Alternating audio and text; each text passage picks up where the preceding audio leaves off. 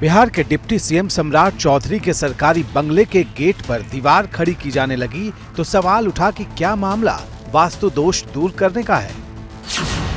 ये सवाल इसलिए क्योंकि इस बंगले में जब भी कोई डिप्टी सीएम रहने आया उसकी सत्ता चली गई। बंगले का बंद किया जा रहा पिछला गेट दक्षिण दिशा में है। ये सर्कुलर रोड की तरफ खुलता है, लेकिन अब बंगले में सिर्फ एक मुख्य दरवाजा होगा और वो उत्तर दिशा में देश रत्न मार्ग की तरफ खुलेगा। इस वक्त हम 5 देश रत्न मार्ग के बंगले के बाहर खड़े हैं और यहाँ आप कह सकते हैं कि शायद इस बंगले में रहने आए उप मुख्यमंत्री सम्राट चौधरी इसका वास्तु ठीक कर रहे हैं। वास्तु दोष दूर करने की चर्चा खास वजह से है। दरअसल इस बंगले में रहने वाला हर डिप्टी सीएम अपनी सत्ता गंवा बैठा। 2015 विधानसभा चुनाव के बाद यहां तेजस्वी यादव रहने आए थे, लेकिन 2017 में सत्ता से बेदखल हो गए। 2017 में जब एनडीए की सरकार बनी तो दिवंगत नेता और उस समय के उप मुख्यमंत्री सुशील मोदी इस बंगले में रहने आए, लेकिन 2020 के चुनावी नतीजे के बाद उन्हें डिप्टी सीएम पद से हाथ धोना पड़ा। 2020 में ही बीजेपी के तारकिशोर प्रसाद डिप्टी सीएम बनकर इस बंगले में आए, लेकिन नीतीश ने पलटी मारी तो 2022 में उन्हें भी पद छोड़ना पड़ा।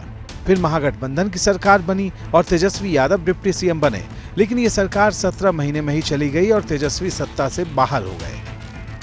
लेकिन विजयादशमी पर जब डिप्टी सीएम सम्राट चौधरी ने इस बंगले में गृह प्रवेश किया तो ऐसी चर्चाओं को साफ साफ नकार दिया। अरे बंगला कभी डिस्प्यूटेड नहीं होता है, लोग डिस्प्यूटेड होते हैं। बिहार की जनता बिहार की विकास चाहती है। दोबारा डिप्टी सीएम बन पाइए क्योंकि चर्चा ये नहीं बनना है भाई, नहीं बनना है, माफ कीजिए। भले ही सम्राट चौधरी ने बंगले पर किसी तरह के विवाद की छाया से मना किया हो, लेकिन गृह प्रवेश के ठीक बाद यहां अब दीवार खड़ी कर दी गई है।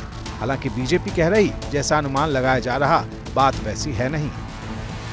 चीज का उपयोग नहीं है, उसको बंद कर देना चाहिए था, इसलिए उसको बंद कर दिया गया है। वो पिछला दरवाजा जो पहले वहां पे तेजस्वी यादव जी थे वो उसका उपयोग करते थे, और जैसा मैंने पहले भी कहा है कि जिस प्रकार से वहां से सामान ले जाया गया है तो टोटी चोर जैसे लोगों को पिछले दरवाजे की जरूरत होती है।